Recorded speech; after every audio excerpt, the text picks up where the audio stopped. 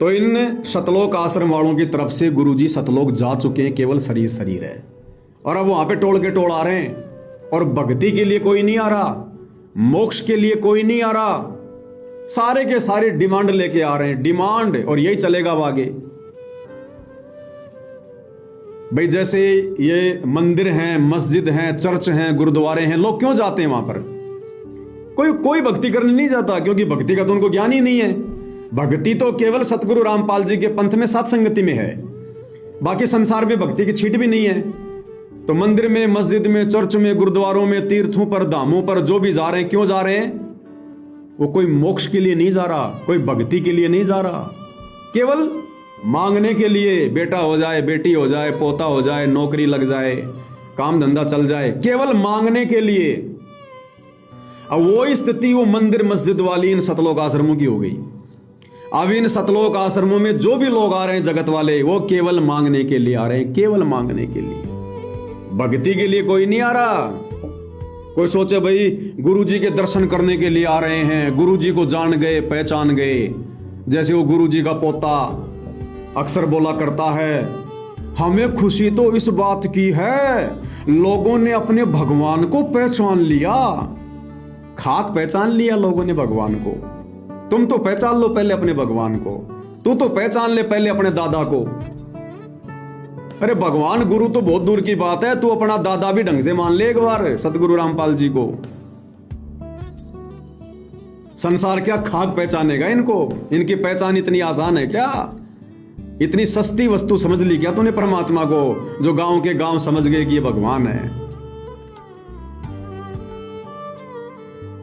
अब गुरुदेव भगवान क्या कह रहे हैं, इन संकेतों को ये आश्रम वाले नहीं समझ पाएंगे। वर्तमान में परमात्मा जो गांव वालों से मिलते हैं, नेताओं से मिलते हैं, 2-2 मिनट बात करते हैं, उन बातों में संकेत होते हैं।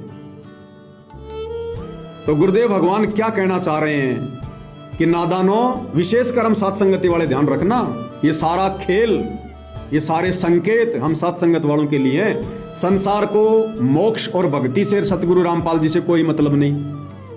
सतलोक आश्रमों से जुड़े भक्तों को मोक्ष से, भक्ति से सतगुरु रामपाल जी से कोई मतलब नहीं। वो बस जा रहे हैं, आ रहे हैं, जैसे दूसरे पंथ में भगत आ रहे हैं, जा रहे हैं, बस वही हाल है। उनकी बुद्धि ऑफ है, अब उनकी बुद्धि ऑन परमात्मा करेगा भी नहीं। ये सारा खेल परमात्मा हम सात संगत वालों के लिए खेल रहे हैं, हमें दृढ़ता देने के लिए।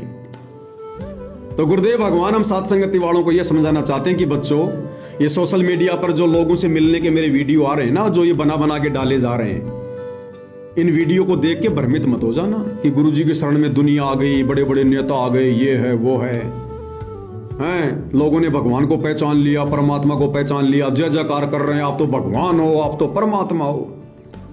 गुरुदेव कह रहे हैं बच्चों, इस बहम में मत रहना। इस भगवान को पहचानना इतना आसान नहीं है। और क्या कहा गुरुदेव ने कि यहां भगवान के लिए कोई नहीं आ रहा, यहां मेरी भक्ति के लिए कोई नहीं आ रहा।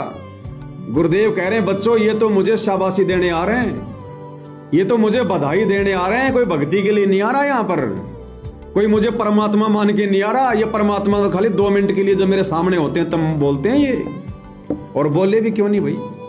सतगुरु रामपाल जी के सामने खड़ा होकर हरियाणा के किस आदमी की औकात है, किस नेता की औकात है जो उनको भगवान नहीं बोलेगा, परमात्मा नहीं बोलेगा? अच्छों को बोलना पड़ेगा। क्यों? जब वो सतगुरु रामपाल जी के सामने खड़े होते हैं, उनसे मिलते हैं, तो सतगुरु रामपाल जी के चारों तरफ बंदूकधारी खड़े हैं, बंदूक ले लेके।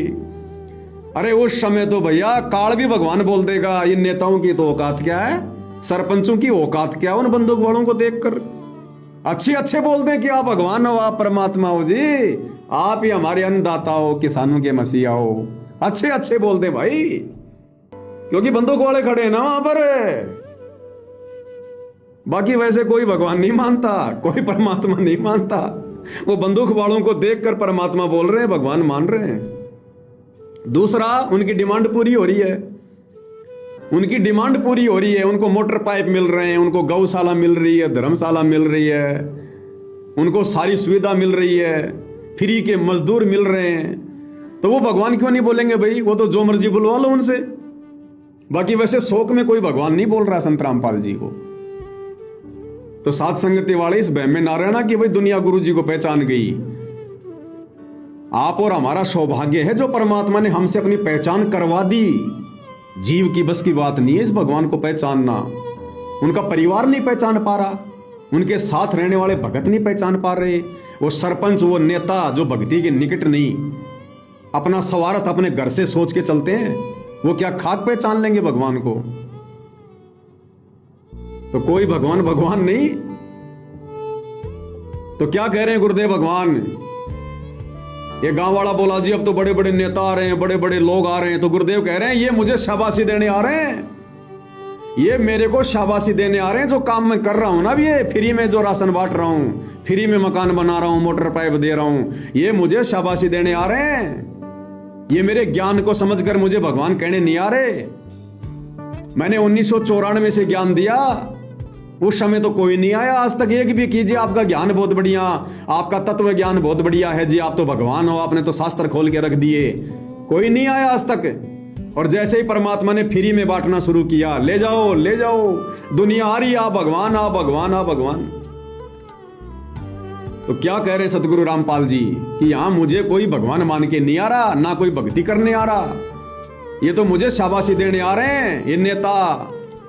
क्या शाबाशी? कि बाबा रामपाल जी आप इसी प्रकार से लगे रहो समाज सेवा में, ताकि हमें जो सरकार से जो बजट मिलता है ना उसको खर्च ना करना पड़े और हमारा बजट हमारे पास में रह जाए।